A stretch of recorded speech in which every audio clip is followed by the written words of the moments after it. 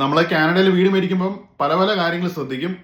അങ്ങനെ നമ്മൾ ശ്രദ്ധിക്കേണ്ട പ്രധാന ഒരു കാര്യങ്ങൾ ഒന്നാണ് ബാക്ക് യാർഡിന്റെ കാര്യങ്ങൾ. വീടുമായിട്ട് ബന്ധപ്പെട്ട് ഇപ്പം കുറച്ച് പഴയ വീടാണെങ്കിൽ കുറച്ച് വലിയ ബാക്ക് യാർഡ് ഉണ്ടാകും. പുതിയ വീടുകൾക്ക് അത്രയില്ല, എന്നാലും ബാക്ക് യാർഡിന്റെ കാര്യങ്ങൾ നമ്മൾ വീട് മേടിക്കുമ്പോൾ ശ്രദ്ധിക്കണം. നമ്മൾ ബാക്ക് യാർഡിന്റെ കാര്യങ്ങൾ ശ്രദ്ധിക്കുമ്പോഴത്തേക്കും ശ്രദ്ധിക്കേണ്ട ഒരു കാര്യമാണ് ഈ ഫെൻസിന്റെ സേഫ്റ്റിയും കാര്യങ്ങളൊക്കെ.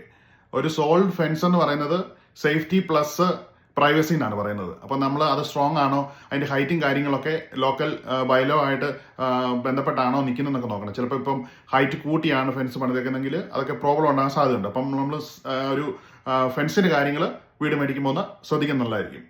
അതുപോലെ നമ്മൾ പ്രത്യേകം ശ്രദ്ധിക്കേണ്ട വേറൊരു കാര്യമാണ് ഈ സോണയുടെ കാര്യങ്ങൾ. ഇപ്പം ചില വീടുകളിലൊക്കെ സോണ ഉണ്ടാകും. അത് പ്രോപ്പർട്ടിയുടെ വാല്യൂ ഒന്ന് ആഡ് ചെയ്യുന്ന കാര്യമാണ്.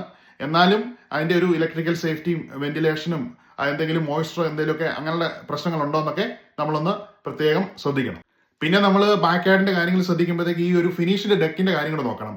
അതിന്റെ സോളിഡ് ആയിട്ടുള്ള ബോർഡുകൾ, റെയിലിംഗ് കാര്യങ്ങൾ, അതിന്റെ ഡ്രെയിനേജും കാര്യങ്ങളൊക്കെ നമ്മൾ എപ്പോഴും നോക്കണം. ഈ ഒരു നല്ല ഫിനിഷ്ഡ് ആയിട്ടുള്ള ഒരു ഡെക്ക് നമുക്ക് കൂടുതൽ ലിവിങ് ഏരിയ തരും. അതുപോലെ നമുക്ക് സമ്മറിലൊക്കെ കൂടുതൽ സമയം സ്പെൻഡ് ചെയ്യാനും ഫാമിലിക്ക് കൂടുതൽ ഒരു സ്പേസ് കിട്ടും. അപ്പോൾ ഈ ഒരു ഡെക്ക് ഫിനിഷ്ഡ് ആണോ അതിന്റെ കാര്യങ്ങളൊക്കെ ഒന്ന് നമ്മൾ ഈ ഒരു ബാക്ക് യാർഡിന്റെ കാര്യങ്ങൾ ശ്രദ്ധിക്കുമ്പോഴത്തേക്കും പ്രത്യേകം ശ്രദ്ധിക്കണം.